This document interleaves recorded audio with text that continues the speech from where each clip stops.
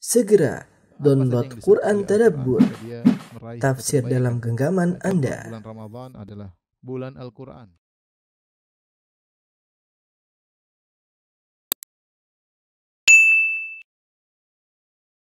Bismillahirrahmanirrahim. Assalamualaikum warahmatullahi wabarakatuh.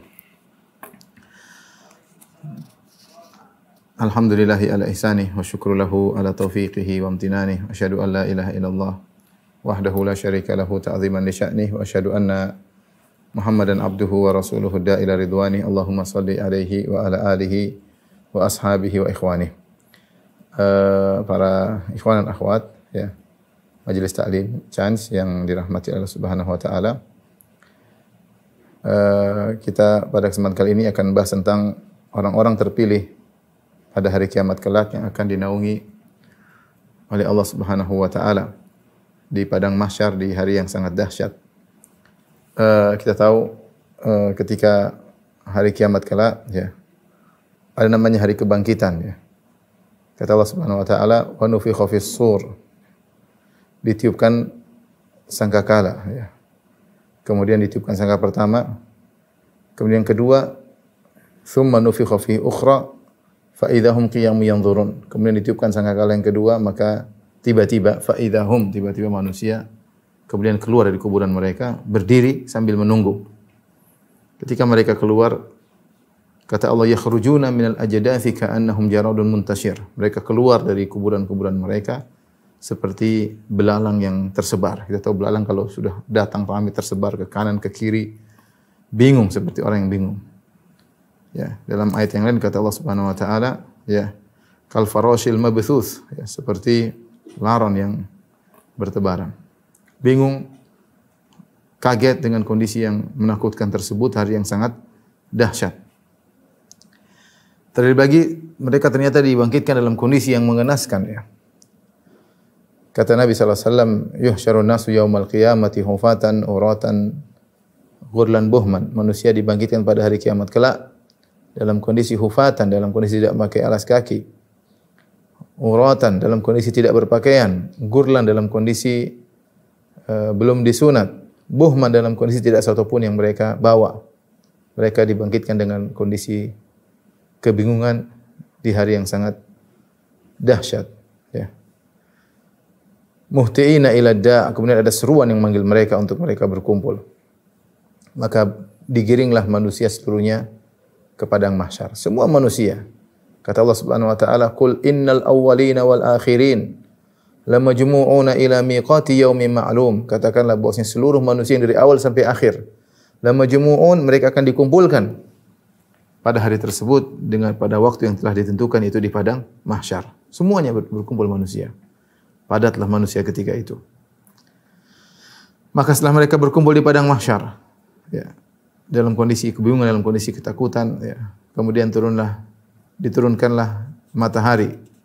Rasulullah SAW bersabda dalam hadis yang diriwayatkan oleh Al-Imam Muslim, "Tudna asy-syamsu yaumal qiyamati minal khalqi."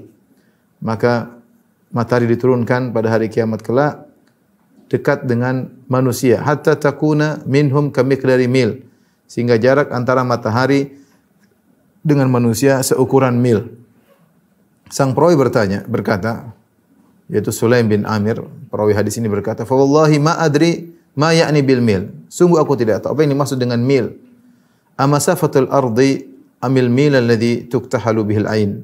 Apakah mil maksudnya jarak matahari dengan bumi adalah 1 mil, maksudnya jarak 1 mil sekitar 1,8 kilo atau 1,6 kilometer, matahari dengan jarak dekat. Ataukah yang dimaksud dengan mil adalah alat yang digunakan untuk memakai celak, yaitu matahari sangat dekat dengan manusia. Kemudian artinya matahari dekatkan. Kemudian Rasulullah SAW melanjutkan hadisnya, "Fayakunun nasu ala qadri a'malihim." Maka manusia kondisinya sesuai dengan kadar amal mereka. Inilah hari kesimpulan. Kita sekarang di dunia beramal, mau lakukan apa yang mau kita lakukan, mau ngelihat apa yang kita ingin lihat, mau komentar apa yang kita ingin komentar, mau dengar apa yang kita mau dengar, terserah. Ini kesimpulannya di sini. Kesimpulannya di padang mahsyar. Kata Nabi sallallahu alaihi wasallam, "Fayakunun nasu ala qadri a'malihim." Maka manusia berdasarkan kadar amal mereka, fil araq, pada keringat, ya. Ya, semakin tinggi imannya, keringat semakin sedikit. Semakin rendah imannya, keringat semakin parah, semakin banyak. Semakin dia merasakan panas yang amat sangat. Faminhum man yakunu ila ka'baihi. Di antara mereka ada yang keringatnya sampai di kedua mata kakinya. Ini imannya bagus. Keringat cuma sampai kedua mata kakinya. Wa minhum man yakunu ila rukbatayhi. Di antara mereka ada yang lebih kepanasan. Mataharinya sama, jarak dengan manusia sama, tapi mereka merasakan perbedaan. Ini Allah Maha Kuasa atas segala sesuatu. Ya, oleh karenanya para ulama banyak menyatakan kalau sudah bicara tentang alam akhirat, jangan dikiaskan alam dunia. Itu bagaimana kok bisa beda-beda, kok keringat beda-beda? Ini urusan Allah Subhanahu. Bagaimana yang lain bisa merasakan yang panas yang lebih parah daripada yang lain? Urusan Allah Subhanahu wa taala. Wa minhum man yakunu ila rukbatayhi. Di antaranya ada yang keringatnya sampai ke dua lututnya.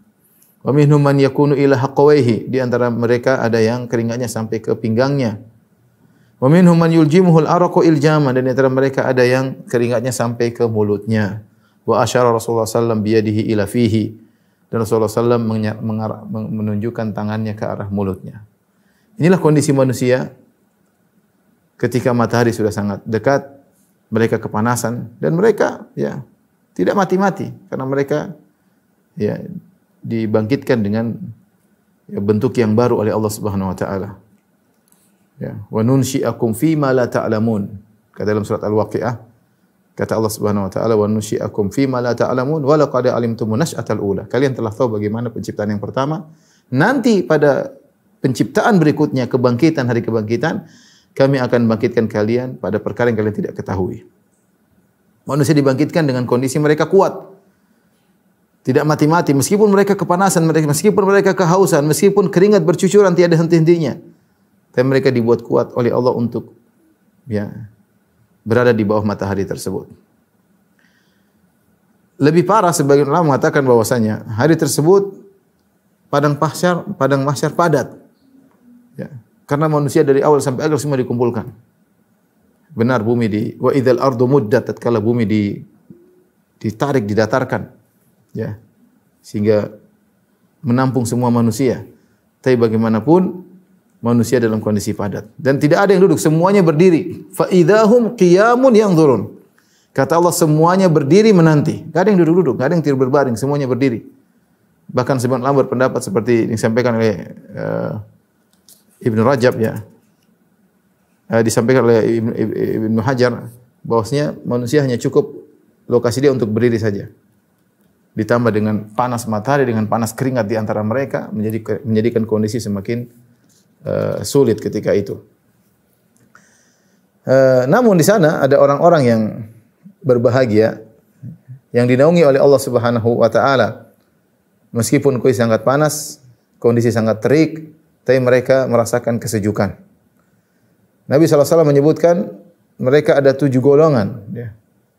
An Abi Hurairah radhiyallahu taala anhu, dari Nabi sallallahu alaihi wasallam, dari Abu Hurairah radhiyallahu taala anhu, dari Nabi sallallahu alaihi wasallam.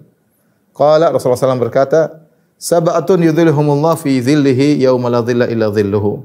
Ada 7 golongan yang berada dalam naungan Allah Subhanahu wa taala di hari di mana tidak ada naungan kecuali naungan Allah. Enggak ada naungan sama sekali.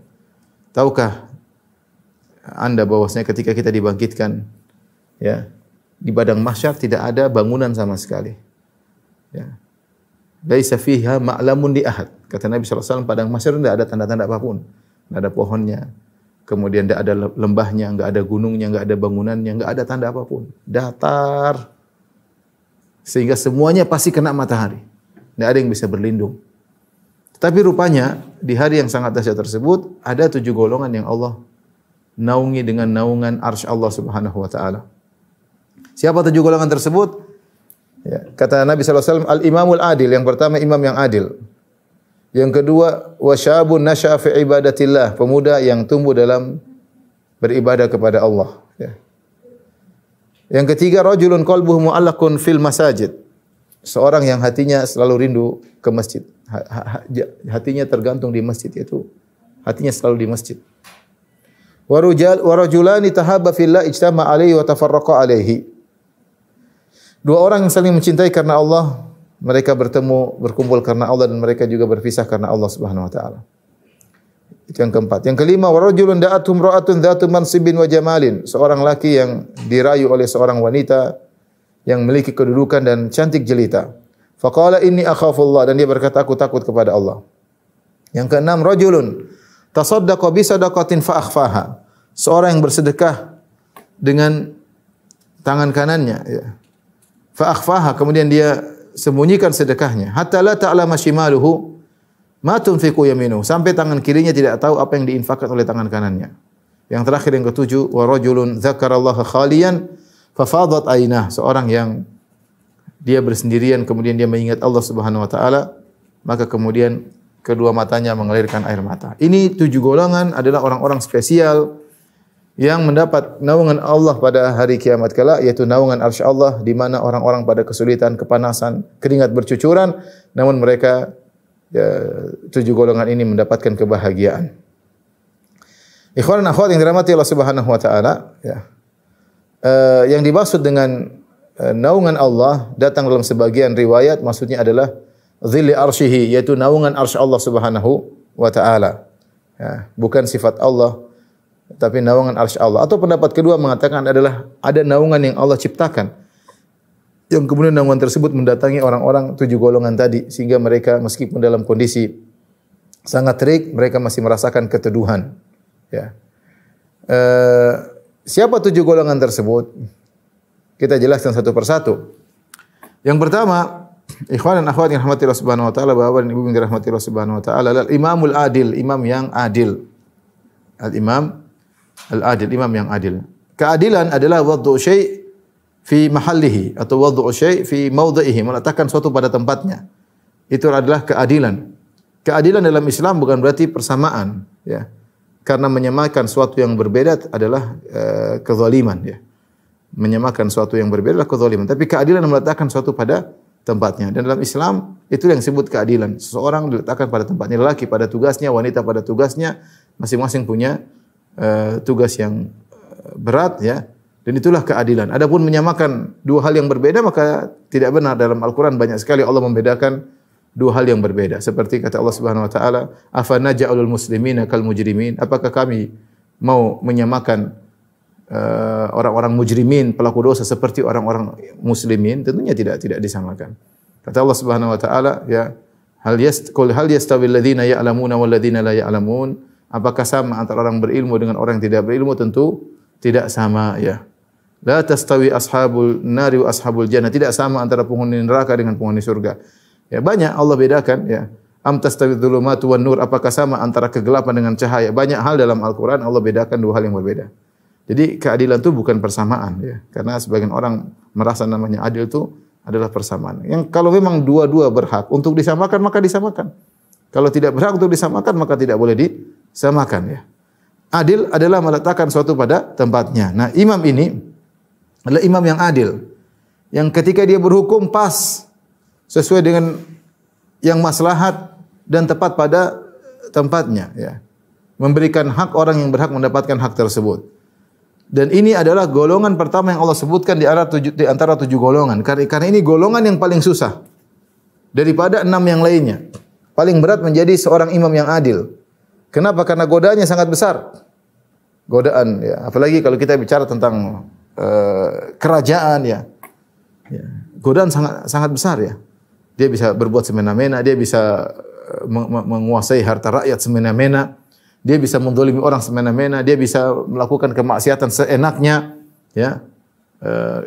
Ini adalah godaan yang sangat berat, ya. Namun kalau dia menjadi seorang imam yang adil, maka dia sangat paling mulia. Kenapa? Karena kemaslahatan yang akan didapatkan mengenai banyak orang. Bayangkan Allah seorang penguasa yang adil. Taruhlah seorang raja atau presiden, kemudian rakyatnya 100 juta. Kemudian dia adil, maka yang merasakan maslahat dari keadilannya 100 juta orang. Dan Rasulullah SAW bersabda, khairukum anfa'ukum linnas. Sebaik-baik kalian yang paling beri manfaat kepada manusia. Ketika 100 juta orang mendapatkan manfaat dari dia dengan syarat dia ikhlas kepada Allah Subhanahu wa taala, maka tentunya pahalanya sangat besar. Maka jadilah dia orang paling utama, paling mulia, ya. Tetapi sebaliknya jika ternyata dia tidak adil, dia berbuat zalim, kemudian kezalimannya berdampak pada 100 juta orang, maka musibah besar bagi dia. Tidak sama kita menzalimi 1 orang, 2 orang, dengan kita menzalimi 100 juta orang. Makanya sebenarnya jabatan, ya, ini bisa jadi nikmat, bisa jadi musibah. Tergantung seseorang menggunakan jabatan tersebut. Kalau dia berusaha seadil-adilnya, maka dia bisa menjadi orang paling mulia di sisi Allah Subhanahu wa taala, mengalahkan 6 golongan yang lain. Makanya Ibnu Taimiyah rahimahullahu taala ketika berbicara tentang Al-Imamul Adil, beliau berkata, "Fa idza ijtahada ar-ra'i", kalau seorang pemimpin bersungguh-sungguh fi islahi dinihim, perhatian terhadap agama rakyatnya, dia berusaha perhatian. Wa dunyahum, dan juga perhatian terhadap dunia rakyatnya, ekonominya diperhatikan. Biasa bil imkan, sesuai dengan kemampuannya. Ya, bukan harus langsung berhasil, semampu kemampuannya aja. Belum tentu berhasil, tapi dia berusaha, bersungguh-sungguh memperbaiki agama dan dunia mereka. Kana min afdali ahli zamanihi, maka jadilah pemimpin tersebut termasuk orang yang paling mulia di zamannya. Wa kana min afdalil mujahidin fi sabilillah, dan dia adalah orang yang mujahid terbaik di zamannya.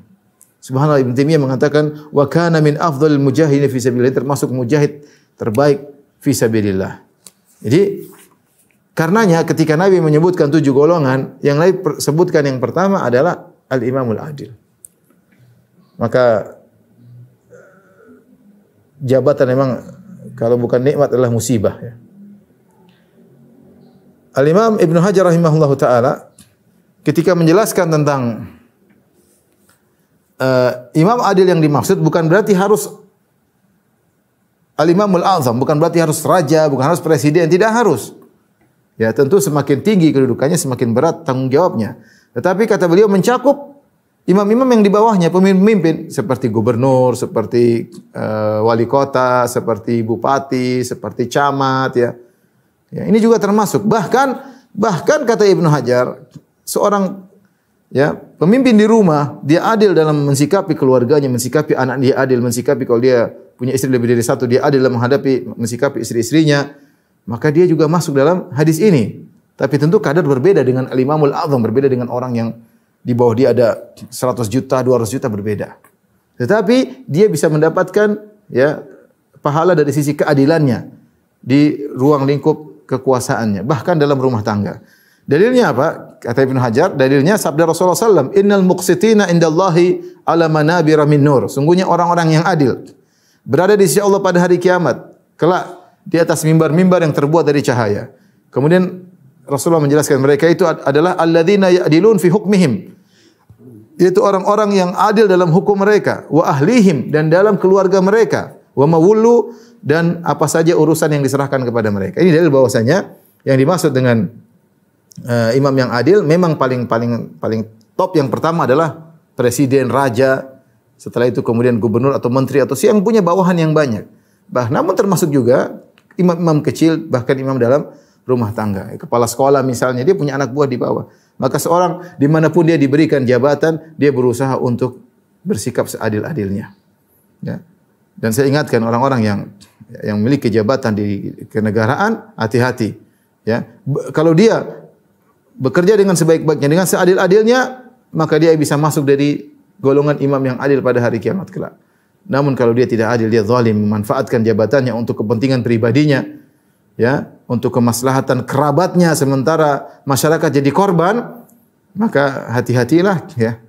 Dia masuk di neraka jahanam. Kata Nabi SAW, inna rijalan yatakhawaduna fi malillahi bighairil haq falahumun naru yaumal qiyamah. Ada segolongan manusia, segolongan laki-laki yang mengelola harta negara, ya, yaitu harta Allah, maksudnya harta negara, tidak sesuai dengan aturan, tanpa hak, untuk kepentingan pribadinya, mengorbankan kebahagiaan rakyat untuk kepentingan pribadinya. Falahumun naru yaumal qiyamah, maka mereka pantas masuk neraka pada hari kiamat kelak. Selama ini mereka mengorbankan kebahagiaan masyarakat untuk kebahagiaan pribadi, maka pada hari kiamat kelak kebahagiaan pribadi mereka akan dicabut dan mereka dimasukkan dalam neraka jahanam. Tapi itu yang pertama, imam adil. Yang kedua, syabun nasya'a fi ibadatillah. Pemuda yang tumbuh dalam beribadah kepada Allah Subhanahu wa taala. Ini golongan kedua, golongan yang sangat berat terutama di zaman sekarang ini. Di mana banyak pemuda ingin berleha-leha, ingin berfoya-foya, mumpung masih muda, mumpung belum ada tanggung jawab, mumpung belum menikah, masih jomblo.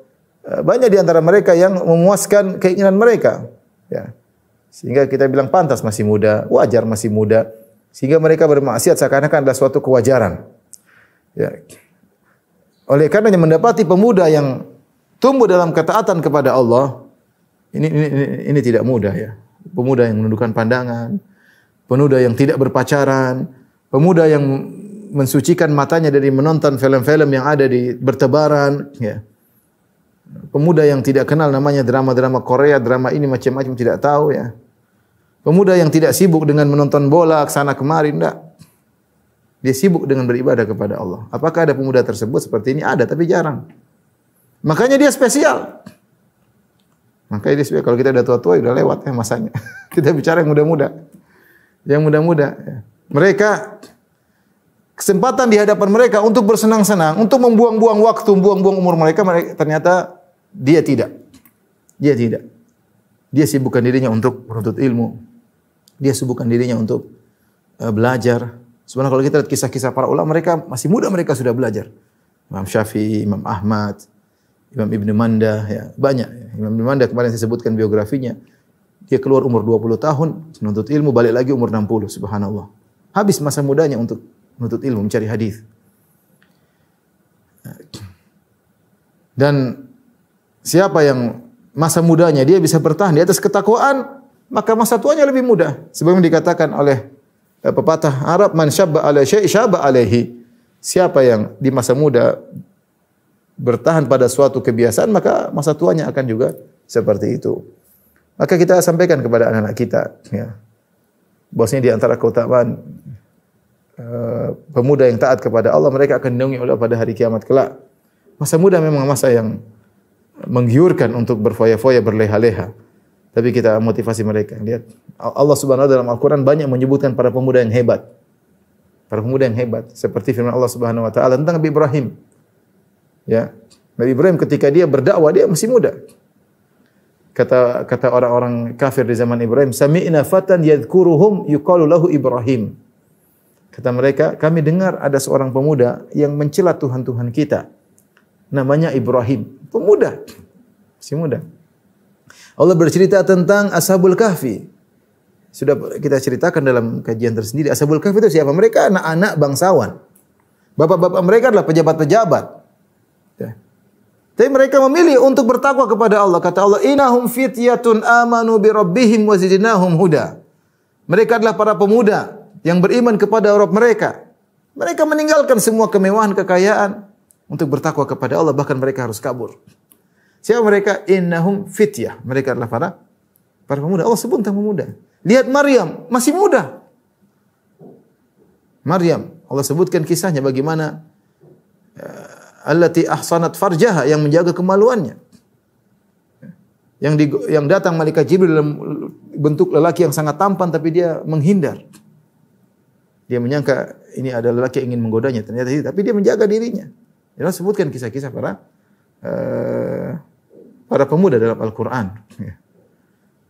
Oleh karenanya, yakin kalau Anda sendirian, wahai sang pemuda, Anda merasa mungkin diasingkan oleh kawan-kawan Anda, jangan sedih. Ya, Anda berarti terpilih oleh Allah Subhanahu wa taala. Bertahan. Makanya saya sering bilang, bukanlah karomah di zaman sekarang seorang bisa terbang, bisa kebal senjata, bisa menghilang, tiba-tiba loncat ke negeri mana, itu bukan karomah. Memang bisa menghilang kemudian masuk surga. Memang kalau bisa tahan pedang, kemudian bisa terbang tinggi, kemudian surganya dapat surga Firdaus. Enggak ada dalilnya. Tapi saya bilang, pemuda yang hebat, yang karamah adalah seorang pemuda yang bisa menundukkan pandangannya. Di zaman sekarang, tahun 2021 dan seterusnya. Hebat kalau ada pemuda seperti itu, hebat. Ya, hebat. Menundukkan pandangan. Kalau dia pun melihat sesuatu yang haram, dia segera tundukkan, ini mengatakan astagfirullah. Ya. Ini pemuda yang hebat, yang bertakwa kepada Allah Subhanahu wa taala, tidak ikut sebagaimana pemuda-pemuda yang biasanya. Maka pantas pada hari kiamat kelak Allah naungi pemuda seperti ini di dalam naungan Allah Subhanahu wa taala. Yang ketiga, rajulun qalbuhu mu'allaqun fil masajid. Yang ketiga adalah seorang yang hatinya selalu rindu untuk ke masjid. Hatinya terikat di masjid. Disebut terikat di masjid. Maksudnya hatinya, dia pergi badannya kemana, hatinya di masjid. Qalb maksudnya jantung. Jantungnya di masjid, badannya kemana, jantungnya tetap di masjid. Artinya apa? Dia selalu rindu untuk ke masjid. Dia rindu untuk mendengar lantunan azan dikumandangkan agar dia melangkahkan kaki menuju masjid. Kalau dia melangkah kaki menuju masjid, maka dia dengan penuh semangat. Sementara banyak orang ke masjid dengan langkah kaki yang sangat berat. Sementara banyak orang ketika mendengar azan kumandangkan azan subuh membuka mata terasa sangat berat. Sementara dia semangat. Dia bangun dengan semangat, melangkah kaki menuju masjid dengan semangat. Dia rindu ke masjid. Kalau bisa dipingin masjid terus, tapi dia ada keperluan, ada kebutuhan, harus mencari nafkah, harus keluar. Tapi hatinya selalu ke masjid. Ya. Kalau kita sampai pada derajat ini, Masya Allah, Alhamdulillah. Ya. Namun tidak mudah. Betapa banyak orang menyangka azan itu mengganggu kegiatannya. Aduh, azan lagi. Waduh, sebentar lagi azan lagi. Waduh, kegiatan terbengkalai. Waduh, rapat harus tertunda. Waduh, gimana ini? Jadi azan seakan-akan menghalangi kegiatannya. Ini orang tidak. Dia rindu kapan dengar azan. Dia rindu kapan dengar azan. Sudahkah hati kita seperti itu? Ataukah kita pergi ke masjid dengan merasa ada beban yang kita pikul harus segera kita lepaskan? Yang penting salat masjid, kewajiban selesai, beres. Meninggalkan masjid dengan bahagia. Sebaliknya. Ini orang ya. Tapi kita kalau minta kepada Allah, ya Allah jadikanlah hatiku tergantung di masjid. Dan Allah jadikan kita rindu selalu ke masjid. Tapi ini di antara orang spesial yang dia selalu ingin ke masjid, dia merasa nyaman, tentram, beribadah kepada Allah di masjid. Ya. Yang keempat, ikhwan dan akhwat yang dirahmati Allah Subhanahu wa taala. Kata Nabi sallallahu alaihi wasallam, "Rajulani tahabba fillah ijtama alaihi wa tafarraqa alaihi." Dua orang lelaki yang saling mencintai karena Allah Subhanahu wa taala. Mereka bertemu karena Allah, wa tafarraqa alaihi, dan mereka berpisah karena Allah Subhanahu wa taala. Ini kata para ulama adalah khoslah, yaitu sifat yang paling mudah di antara 7 golongan. 7 golongan tadi apa? Imam yang adil, pemuda yang tumbuh dalam ketaatan kepada Allah, ini susah semua. Jadi imam adil susah. Pemuda yang tumbuh dalam ketaatan kepada Allah juga sangat susah. Apalagi sudah tua, sudah lewat ya. Ketiga, hati tergantung ke masjid ini juga susah. Betapa sering kita pergi ke masjid dalam kondisi berat. Yang keempat, mencintai karena Allah, berpisah karena Allah, bertemu karena Allah. Ini yang paling mudah. Yang kelima lebih berat lagi. Dirayu oleh seorang wanita cantik jelita, kemudian dia tidak nurut bahkan menasihati. Saya takut kepada Allah. Yang keenam, ikhlas bersedekah, tidak pernah cerita. Ini juga sulit, nggak gampang.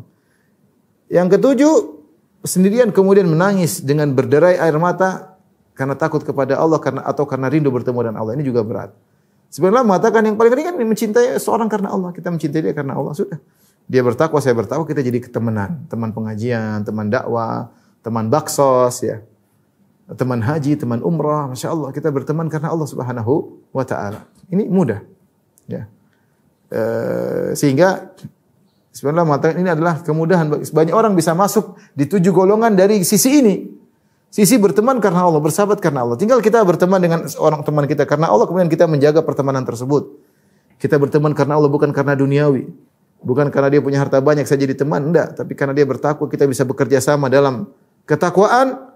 Wa ta'awunal birri wa taqwa. Allah berkata saling tolong menolong kalian dalam ketakwaan dan kebajikan, maka saya pun berteman dengan dia.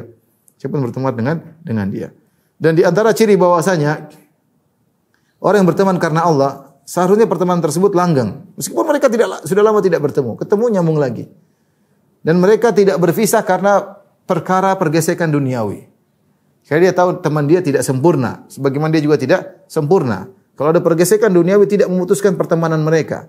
Abu Bakar dan Umar radhiyallahu taala anhuma, yang merupakan 2 orang yang sangat mulia dan mereka berteman karena Allah, bersahabat karena Allah, mereka juga punya masalah. Dalam beberapa hadis bagaimana Abu Bakar dan Umar pernah berselisih. Ya, sampai Abu Bakar lapor kepada Nabi, Umar pun lapor kepada Nabi. Demikian juga ketika tahun 9 Hijriah, ketika Amul Wufud, ketika orang-orang datang, Bani Tamim datang kepada Nabi SAW, maka Abu Bakar dan Umar juga berselisih. Abu Bakar bilang sebaiknya dia yang menjadi amir. Kata Umar, sebaiknya si fulan jadi amir, jangan dia. Sampai Abu Bakar marah. Abu Bakar mengatakan, ma aratta illa khilafi. Sampai Abu Bakar angkat suara. Ya Umar, kau ini selalu ingin menyelisih saya. Kau tidak berkata demikian kecuali kau ingin menyelisih saya. Sampai Rasulullah tegur mereka. Tapi apakah mereka bertengkar? Tidak. Pertengkaran sedikit, perselisihan sedikit duniawi tidak menjadikan mereka berpisah. Karena mereka tahu pertemanan mereka karena Allah Subhanahu wa taala. Tapi kalau bertemannya bukan karena Allah, sedikit masalah sedikit kemudian ngambek, kemudian bombek, kemudian apalagi ibu-ibu ini sebenarnya bukan berteman tapi berteman karena hawa nafsu, bukan karena Allah Subhanahu wa taala ya. Nabi bersabda, rajulani tahabba fillah, dua orang lelaki yang saling mencintai karena Allah. Ijtama alai, gampang, mereka bersahabat, berkumpul karena Allah. Tapi yang kedua, wa tafarraqa alai, dan mereka berpisah karena Allah. Apa maksudnya? Mereka berpisah karena Allah.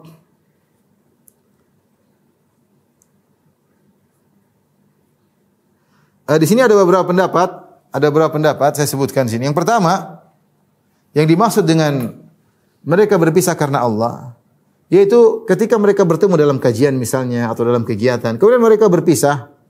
Meskipun mereka berpisah, mereka masih dalam kondisi saling mencintai, itu saling ingat di antara mereka. Meskipun hati mereka berpisah. Kita punya kawan-kawan, meskipun kita jauh, kita ingat dia. Kita ingat dia, kita masih saling mencintai. Jadi kecintaan tersebut bukan cuma di lokasi tadi. Meskipun sudah berpisah, mereka ijtama alai wa tafarraqa alai, mereka berpisah pun dalam kondisi saling mencintai karena Allah Subhanahu wa taala. Ini tafsir pertama. Tafsir yang kedua, yang dimaksud dengan berpisah karena Allah, maksudnya mereka terus bersahabat karena Allah dan tidak memisahkan mereka kecuali kematian. Mereka bersahabat terus sampai meninggal dunia. Ketika mereka meninggal dunia baru mereka terpisah. Ya. Selama belum ada yang meninggal, maka mereka terus bersahabat karena Allah. Persahabatan karena Allah pasti langgeng. Dan kita akan menghadapi, kita punya teman-teman, kemudian boleh tersingkir satu, terkikis satu, tidak sinkron, tidak cocok lagi. Dan akan kita punya teman-teman yang memang kita berteman dengan dia karena Allah, saling memahami, saling mengerti. Kita bergaul bukan karena hawa nafsu, tapi karena ada kegiatan yang mendekatkan kita berdua kepada Allah Subhanahu wa taala. Pendapat yang ketiga yang dimaksud dengan berpisah karena Allah, yaitu ketika seorang berteman dengan temannya, kemudian temannya kemudian mengajak dia kepada kemaksiatan, maka dia pisah. Aku meninggalkan engkau karena Allah. Itu mungkin terjadi. Seperti sebagian orang berteman, kemudian dia ternyata temannya berubah, atau kemudian dia berhijrah, dia meninggalkan teman-temannya karena Allah Subhanahu wa taala. Dia takut kalau berteman dengan si fulan maka dia akan terpengaruh karena teman punya efek mengajak yang sangat kuat. Sebagian pepatah Arab mengatakan as-sahibus sahib, teman itu menggeret, ya. Jadi kalau temannya mulai berubah, temannya terjerumus dalam penyimpangan, dia nasihat tidak mau, dia tinggalkan. Dia berpisah karena Allah Subhanahu wa taala. Hatinya pingin ngobrol, pingin main sama si fulan, tapi si fulan menyimpang. Dinasihat tidak bisa. Kalau saya ikut-ikut saya bisa terjerumus. Saya tinggalkan dia karena Allah akan gantikan lebih baik, ya. Itu di antara tafsiran berpisah karena Allah. Di antara tafsiran berpisah karena Allah, yaitu dia berteman dengan berkunjung kepada temannya, dia ngobrol, saling mencintai karena Allah, bahagia ketika ngobrol, tapi dia harus berpisah.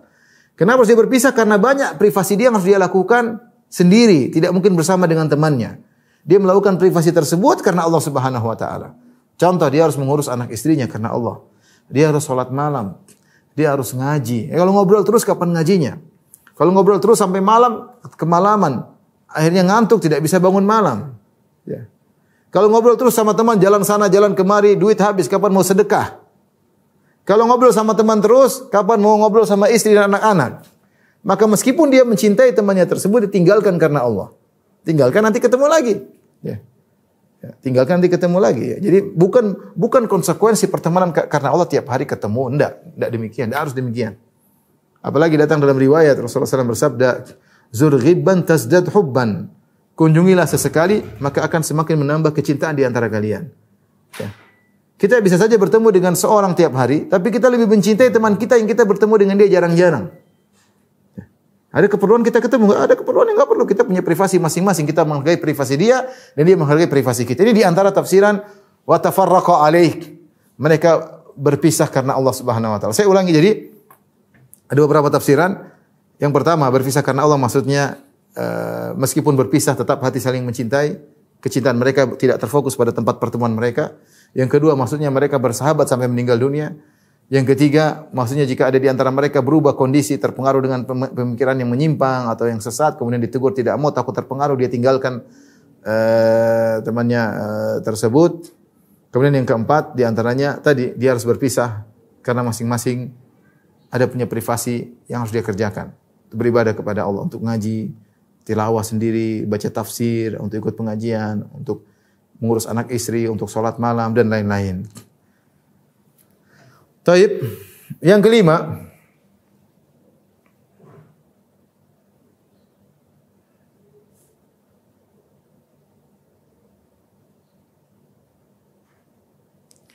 Kata Nabi SAW, rajulun da'atu imra'atun dhatu mansibin wa jamalin, faqala inni akhafullah.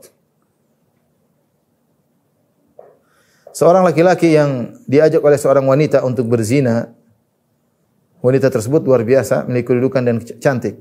Tapi laki ini berkata, ini akhafullah, aku takut kepada Allah Subhanahu wa ta'ala. Ini yang paling berat. Sebagian ulama mengatakan ini yang paling berat ini. Lebih daripada golongan yang pertama, itu imam yang adil. Ya. Ditinjau dari dia digoda oleh fitnah yang paling utama bagi laki-laki. Karena fitnah paling besar bagi laki-laki perempuan cantik. Kata Nabi SAW, ma taraktu ba'di fitnatan adarra ala rijal minan nisa. Aku tidak pernah meninggalkan setelahku suatu fitnah yang paling berbahaya bagi laki-laki seperti fitnah wanita. Fitnah wanita luar biasa. Sampai Nabi dalam satu hadis mengatakan, wattaqud dunya wattaqud nisa. Hati-hatilah kalian terhadap dunia dan waspadalah kalian terhadap wanita. Fa inna awwala fitnati Bani Israil kanat fin nisa. Fitnah pertama menimpa Bani Israel adalah gara-gara wanita. Sampai Aisyah radhiyallahu taala anha ketika mengomentari hadis Nabi sallallahu alaihi wasallam, la tamna'u ima Allah masajidallah. Jangan kalian melarang para wanita ke masjid.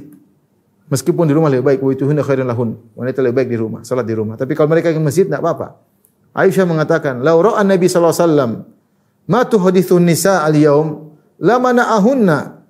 Kalau Nabi melihat wanita sekarang kegiatannya di zaman sekarang setelah Nabi meninggal dunia, mungkin Nabi akan melarang mereka ke masjid. Kenapa ke sana kemari? Itu di zaman Aisyah radhiyallahu taala anha. Belum zaman sekarang yang wanita dijadikan sebagai barang dagangan. Kecantikan mereka dijadikan barang dagangan. Semua iklan-iklan wanita, mau iklan apa ada wanitanya. Iklan pasta gigi, iklan minuman, iklan obat, iklan apa, wanita. Wanitanya gede, iklannya kecil. Wanitanya gede, yang penting menarik perhatian lihat wanita tersebut. Iklan mobil, iklan motor, iklan apa? Wanita. Lihat medsos isinya wanita. Pembawa acara wanita ya. Dengan kecantikannya, dengan seksinya, dengan segalanya. Fitnah paling besar adalah fitnah wanita. Ya. Oleh karenanya, ujian paling berat bagi seorang laki adalah wanita. Apalagi wanita tersebut yang merayunya, yang memulai rayuan, bukan dia, wanita yang mulai merayu. Apalagi wanita tersebut ternyata adalah wanita yang sangat cantik. Bukan cuma cantik, ternyata pun sangat kaya raya. Siapa lagi yang menolak godaan seperti itu? Di zaman sekarang ini banyak lelaki yang digoda oleh wanita yang cantik tapi miskin, sudah tergoda. Cantik, enggak apa-apa, miskin penting cantik. Sudah tergoda. Dan betapa banyak lelaki yang tergoda dengan wanita yang kaya raya meskipun wajah pas-pasan tapi kaya raya. Enggak apa-apa, yang penting kaya raya. Apatah lagi jika tergabung dua fitnah ini, fitnah cantik dan kekayaan, kemudian menggoda seorang laki. Apalagi laki-lakinya miskin, selesai urusan. Luar biasa, ya. Ini sangat berat ujian laki ini. Tapi dia berkata, "Ini akhafullah, aku takut kepada Allah Subhanahu wa taala." Makanya karena besarnya fitnah wanita, sampai Allah mengabadikan kisah Nabi Yusuf alaihissalam. Bagaimana Nabi Yusuf digoda dengan ujian yang sangat berat. Zulekha, cantik jelita, dalam ruangan tertutup, pintu semua sudah dikunci, dia sudah berhias, dia yang merayu. Subhanallah. Nabi Yusuf saja berkata, alaihissalam dia berkata, Rabbi sijinu ahabbu ilayya mimma yad'unani ilayhi. Wa illa tasrif anni kaidahunna asbu ilayhinna. Ya Allah, aku lebih senang di penjara daripada memenuhi rayuan mereka, para wanita. Kalau kau tidak palingkan aku dari rayuan mereka, aku akan condong kepada mereka dan aku bermaksiat. Nabi Yusuf tidak merasa pede. Makanya ketika digoda oleh Zulaikha, apakah dia bertahan di situ? Mau dirayu di dia majang, dia kabur. Karena dia tahu tidak mungkin dia bisa bertahan terus, dia kabur. Itu sekelas Nabi Yusuf alaihissalam. Itu lagi sekelas kita, kroco-kroco seperti ini.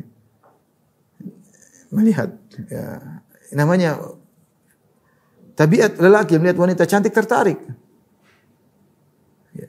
Semua wanita bisa menjadikan bagian manapun dari tubuhnya bisa membuat tertarik. Oleh karena ini laki-laki hebat. Allah abadikan kisah Nabi Yusuf agar kita ingat. Nabi sampai ceritakan kisah ini dan juga kisah tentang 3 orang yang masuk dalam goa, kemudian tiba-tiba ada batu besar menutup pintu goa. Kemudian 3-tiganya berdoa agar pintu goa terbuka. Di antaranya salah satunya berdoa ya, dengan bercerita, ya Allah, dulu ada seorang wanita yang ibnatu ammi, itu sepupuku. Itu adalah orang yang paling aku cintai, kejar-kejar selama ini. Saya kejar-kejar tapi dia selalu menolak. Kalau ada lelaki paling cinta kepada wanita, itulah saya terhadap sepupuku tersebut. Sampai satu hari ternyata dia membutuhkan duit. Maka saya pun pinjamkan dia kira-kira berapa ratus gram emas, entah sekilo, entah setengah kilo. Dengan syarat agar dia memberikan mahkotanya kepadaku. Akhirnya dia setuju. Karena membutuhkan uang. Sehingga ketika saya duduk di depan dia seperti seorang lelaki terhadap istrinya, sudah tinggal berhubungan, tiba-tiba wanita berkata, ittaqillah. Subhanallah, ini saya menakjubkan lelaki ini. Ya, ini wanita yang dia kejar-kejar selama ini. Cita-citanya. Wanita sudah pasrah. Ini sudah berhasrat. Tinggal melakukan, tiba-tiba wanita mengatakan, ittaqillah, wala tafudal khatam illa bihaqqi. Bertakwalah kepada Allah. Jangan kau melakukan hubungan kecuali dengan haknya. Maka aku pun meninggalkan wanita tersebut. Ini hebat lelaki ini. Menjadi lelaki yang nomor 5 ini, yang digoda oleh wanita yang cantik kaya raya, tidak mudah. Tidak semua orang dapat pernah digoda seperti ini. Saya rasa tidak semua. Biasanya yang digoda seperti ini laki-laki tampan atau laki kaya ya mungkin. Kalau laki-laki yang pas-pasan siapa yang goda? Paling goda wanita jelek atau wanita cantik miskin atau kaya jelek. Yang tergabung cantik kaya raya godain kita ini hampir tidak pernah ya. Kecuali laki-laki itu tampan, menarik semua orang. Mungkin digoda oleh laki-laki. Wanita cantik kaya raya. Jadi untuk menjadi laki 5 mungkin susah ya karena kondisinya tidak memungkinkan karena tidak ada wanita cantik kaya raya yang menggoda kita ya. Tapi mungkin ada di antara pemirsa yang Masya Allah tampan luar biasa digoda, di WA terus, dikirimi foto-fotonya tergoda. Mungkin ya, mungkin aja ya. Mungkin, tapi ini sulit. Tapi lihat laki lain mengatakan, inni akhafullah, aku takut kepada Allah Subhanahu wa ta'ala. Dia ingat hari akhirat. Tapi yang keenam, ikhwan dan akhwat yang mati Allah Subhanahu wa ta'ala, yang keenam, jadi saya ingatkan kepada ikhwan kalau digoda, mungkin tidak sampai seperti ini ya. Tapi ingat, jangan kita membuka diri untuk tergoda dengan wanita. Kalau tidak punya hubungan darurat dengan wanita, jangan punya hubungan dengan wanita. Wanita dan laki juga demikian. Syaitan menggoda, syaitan masuk. Kata Rasulullah SAW, la yakhluwanna ar-rajulu bimra'atin lakana syaitanu tsalitsahuma. Tidaklah berdua laki dengan wanita kecuali syaitan yang ketiga. Bisa jadi kita berdua dengan wanita secara fisik, bisa jadi tidak secara fisik tapi berdua melalui WA. Bahkan yang sudah berumah tangga bisa rusak dan itu terjadi banyak. Mulai WA dengan suami orang atau dengan istri orang atau dengan perjaka atau dengan janda, mulai WA ketawa ketiwi dalam WA, bahkan dalam WA terkadang lebih indah daripada ngomong langsung. Karena kata-kata disusun dan sudah setan masuk. Terjadi ditambah keindahan dihiasi oleh syaitan. La yakhluwanna rajulu imra'atin illa kana syaitanu tsalitsahuma. Tidaklah seorang laki berdua dengan wanita kecuali syaitan hadir. Hadir untuk apa? Untuk memprovokasi syahwat mereka, untuk membuat indah apa yang mereka lakukan. Dan fitnah wanita sangat mungkin terjadi. Laki-laki ya. Oleh karenanya seorang waspada, jangan membuka dirinya dengan fitnah. Kalau tidak perlu berhubungan dengan wanita, enggak usah berhubungan dengan wanita. Kalau perlu sewajarnya. Kalau enggak usah hubungannya. Kalau mulai sang wanita ketawa ketiwi dan itu bukan tidak halal bagi kita, sudah tinggalkan. Jangan merasa pede bahwasanya saya kuat ya. Kita tidak tahu kapan titik lemah kita datang. Allahul musta'an. Tapi kita lanjutkan yang keenam. Rajulun tasaddaqa bisadaqatin fa akhfaha hatta la ta'lama shimalu ma tunfiqu yaminuhu. Seorang yang bersedekah dengan suatu sedekah. Itu dengan tangan kanannya. Fa akhfaha, kemudian dia sembunyikan sedekah tersebut. Hatta la ta'lama shimalu ma tunfiqu yaminuhu, sampai tangan kirinya tidak tahu apa yang diinfakkan oleh tangan kanannya. Ini adalah suatu hal yang puncak keikhlasan. Sampai Rasulullah SAW menggambarkan puncak keikhlasan tersebut, dia sembunyikan amal soleh dia, ya. Dia sembunyikan amal soleh dia sampai-sampai tangan kanannya tidak tahu apa yang tangan kirinya tidak tahu apa yang diinfakkan oleh tangan kanannya. Ya. Sampai-sampai tangan kirinya tidak tahu yang diinfakkan oleh tangan kanan. Artinya tangan kanan, tangan kiri adalah bagian dari tubuhnya. Dan tangan kanan, tangan kiri selalu dua teman sejoli. Di mana ada tangan kiri sering digunakan untuk nyetir, dia untuk angkat barang, berdua. Dia kalau berjalan bergandengan tangan ini, sehingga apa yang dilakukan oleh tangan kanan selalu tangan kiri tahu, dan bahkan tangan kiri selalu membantu tangan kanan. Tapi ketika dia berinfak dia sembunyi, sampai tangan kiri yang dekat saja tidak tahu. Artinya ini orang ini luar biasa, dia benar-benar menyembunyikan amal solehnya, ya luar biasa, agar tidak ada yang tahu. Dan Rasulullah SAW pernah bersabda, "Man istata'a minkum an yakuna lahu khabi'un min amalin soleh falyaf'al." Barang siapa di antara kalian yang mampu untuk menyembunyikan amal solehnya, maka lakukanlah. Sebisa mungkin. Sekarang saya ajak para hadirin hadirat untuk introspeksi diri. Coba kita renungkan. Kita punya amal soleh banyak insyaallah ya. Mungkin tidak sebanyak orang lain, tapi adalah. Taib. Amal kita yang cuma kita yang tahu, ada tidak? Coba dipikirkan. Sedekah istri juga tahu, anak juga tahu. Ini semua tak ada tuh salat ini. Coba yang orang tidak tahu yang mana? Coba pikir, ada enggak? Kalau ada, alhamdulillah. Ya. Jadi kalau ada, alhamdulillah. Kalau tidak ada, usahakan kita punya amal soleh yang tidak tahu kecuali hanyalah Allah Subhanahu wa taala. Sebisa mungkin. Kata Rasulullah SAW yang mengatakan demikian, "Man istata'a minkum." Siapa di antara kalian yang mampu untuk menyembuhkan amal soleh, maka lakukanlah. Taib. Di antara sarana yang paling kuat agar kita bisa terhindar daripada riya dan sum'ah adalah menyembunyikan amalan. Sebagaimana Abu Hasim pernah berkata, "Uktum min hasanatik kama taktum min sayyi'atik." Sembunyikanlah kebaikan-kebaikanmu sebagaimana kau menyembunyikan dosa-dosamu. Kita kalau punya maksiat kita enggak ingin orang lain tahu. Kita enggak ingin orang lain tahu. Sebagaimana kebaikan usahakan agar orang lain tidak tahu. Jiwa ini digelitiki, ingin ngomong, ingin cerita, saya sudah begini, saya sudah begini, saya sudah ini, ingin cerita. Kenapa kita ingin cerita? Karena sungguhnya kita ingin diakui oleh orang yang mendengar tersebut. Kita ingin mendapatkan pengakuan. Kita tidak puas dengan penilaian Allah Subhanahu wa taala. Hati ini masih kurang bahagia kalau orang lain tidak tahu apa yang kita lakukan. Ini penyakit. Harusnya kita berusaha belajar bahwasanya kalau Allah yang tahu, kita malah lebih bahagia. Yang lain tidak tahu, berusaha. Saya amal soleh yang lain tidak tahu, hanya Allah yang tahu. Kita kalau bisa seperti itu, kita harusnya bangga. Alhamdulillah, dalam maksudnya, alhamdulillah ya Allah kau berikan aku kemudahan untuk melakukan suatu amal soleh yang orang lain tidak ada yang tahu. Itu memang sulit ya. Tapi kalau bisa itu yang terbaik. Makanya menjadi orang yang spesial. Dia beramal soleh, bersedekah sampai tangan kirinya pun tidak tahu. Maka kalau kita lihat bagaimana para salafus soleh dahulu, mereka bersusah payah untuk menyembunyikan amal soleh mereka. Bersusah payah, bukan bermudah. Mereka bersusah payah. Ada yang baca Quran, kalau yang lihat sampai nutup baju, menutup Qurannya. Ada yang berjihad dengan menutup wajahnya agar tidak ketahuan. Ada yang berpuasa, keluarganya enggak tahu. Pagi-pagi dia sudah sahur, kemudian dia berpuasa, istrinya enggak tahu, dia minta dibawakan sarapan, sampai di pasar dia kasih orang. Kemudian dia pulang baru dia berbuka seakan-akan makan malam padahal dia buka puasa. Istrinya pun tidak tahu kalau dia puasa sunnah. Tapi ada yang seperti itu maksud saya. Para salaf dahulu berusaha payah untuk menyembunyikan amal soleh mereka. Dan kalau ada yang ketahuan amal soleh mereka, mereka marah. Mereka marah. Betul kita baca asar para salaf, kalau ada yang tahu dia bilang jangan cerita sama orang pun. Kalau saya meninggal kau boleh cerita. Kalau sekarang enggak boleh. Dia enggak mau, dia takut riya. Takut riya. Di antara mereka ada yang salat malam, setelah salat malam kemudian pagi-pagi dia pura-pura tidur, kemudian dia bangun baru enak sekali tidur saya, padahal dia salat malam. Agar orang menyangka dia tidak salat malam. Sampai seperti itu mereka menyembunyikan amal soleh mereka. Bersusah payah untuk menyembunyikan amal soleh mereka. Zaman sekarang orang-orang bersusah payah untuk men-share dan mempublish amal soleh mereka. Bersusah payah untuk men-share dan mempublish amal soleh kita. Makanya perbedaan kita dengan salaf cuma beda tipis, tinggal tangannya dibalik. Beda tipis. Kalau mereka dulu berusaha payah untuk menyembunyikan amal soleh, sekarang berusaha payah untuk pencitraan. Semua amal kita dilihat orang. Taib mungkin ada yang berdalih untuk motivasi. Oke lah, mudah-mudahan kalian benar untuk motivasi. Ya, kita menyatakan ini bukan berarti untuk menuduh orang riya, enggak. Kita untuk diri kita sendiri. Waspada. Jika para salaf dahulu takut riya, kemudian kita merasa tidak takut. Kalau para salaf dahulu yang takwanya luar biasa, tidak merasa aman dari riya dan ujub, kemudian sekarang kita merasa aman, hendaknya kita waspada. Hendaknya kita waspada.